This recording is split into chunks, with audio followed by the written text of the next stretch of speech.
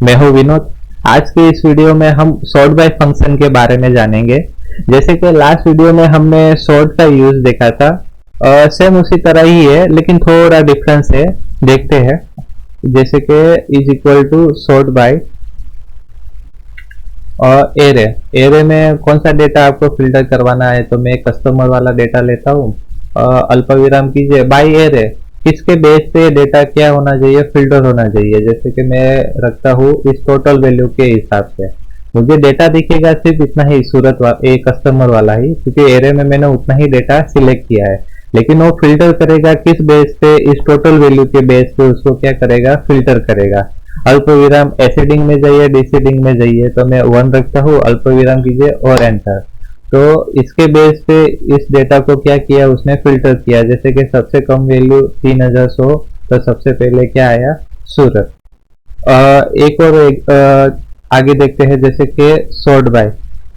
अभी एरे, तो मैं इसमें अभी एरे में 2 कॉलम के डेटा को सिलेक्ट करता हूँ। अल्पविराम बाय एरे, जैसे कि उसमें मैं इस वाली वैल्यू को सिलेक्ट करता हूँ, सेल वैल्यू को। इस वैल्यू के हिसाब से ये डेटा क्या होना चाहिए, फिल्टर होना चाहिए दोनों कॉलम के। एसेडिंग या डिसेंडिंग में, तो 1 एसेडिंग में। तो जैसे कि सबसे पहले 3000, 3500। अगर मैं इसको -1 कर दूं तो क्या होगा, तो सबसे बड़ी वैल्यू। उस हिसाब से 2 कॉलम के डेटा को क्या कर दिया, उसने फिल्टर कर दिया। आगे देखते हैं, जैसे कि और सॉर्ट बाय। अभी एरे में मैं पूरा डेटा ही सिलेक्ट करता हूँ। अल्पविराम बाय एरे, किसके बेस पे डेटा को मुझे फिल्टर करना है, जैसे कि ए वाले कस्टमर के हिसाब से।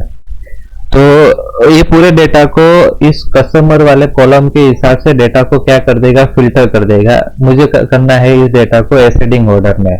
लेकिन अल्पविराम बाय एरे 2, अभी मैं यहाँ पे और कॉलम को, दूसरी कॉलम को सिलेक्ट करता हूँ। जैसे कि इस टोटल वैल्यू को मैं सिलेक्ट करता हूँ। ये डेटा फिल्टर होना चाहिए कस्टमर के हिसाब से भी, लेकिन उसके बाद इस टोटल वैल्यू के हिसाब से भी डेटा क्या होना चाहिए, फिल्टर होना चाहिए। जैसे कि वो फिल्टर होना चाहिए, मैं -1 रखता हूँ डिसेंडिंग ऑर्डर में। कस्टमर का डेटा फिल्टर होना चाहिए एसेडिंग ऑर्डर में।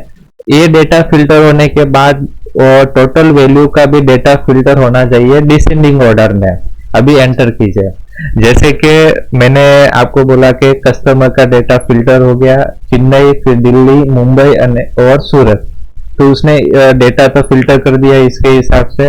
लेकिन मैंने बाय एरे 2 में क्या सिलेक्ट किया था, टोटल वैल्यू।